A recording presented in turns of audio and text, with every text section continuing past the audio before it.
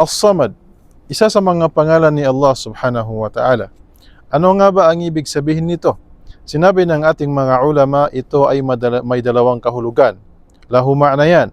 Ahaduhuma al-qasad wal-akhar as-salabatu fi syai'. Sa malapit itong kahulugan, al-qasad, ito ay tinutungo ng mga pangailangan. Pangalawa, as-salabatu fi syai', ito ay nangangahulugang ang matatag at walang pangangailangan. Wa huwa subhanahu wa ta'ala as-samad, ay as-sayyidu alladhi yusmadu ilayhi fil hawaij.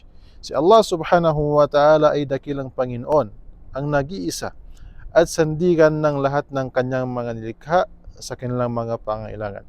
Kaya't sinabi ng Allah subhanahu wa ta'ala sa Quran, Allahu samad.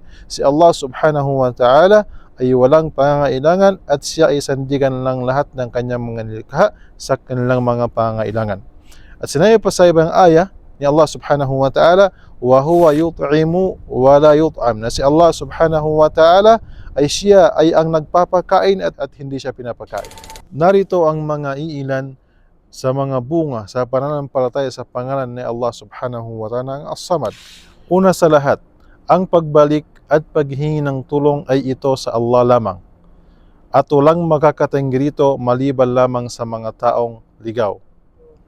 Pangalawa, kahit ang mga nilikha ng Allah subhanahu wa ta'ala ay magkaroon ng yaman o lakas, ito ay pansamantala lamang at limitado.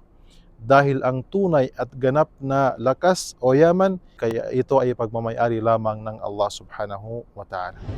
Allahumma inni as'aluka bi annaka al-wahid, al-ahad, as-samad, alladhi lam yalid wa lam yulad wa lam yakul lahu kufuwan ahad, بأن تغفر لنا ذنوبنا يا رب العالمين. ادعوا إلى الله على بصيرة أنا ومن اتبعني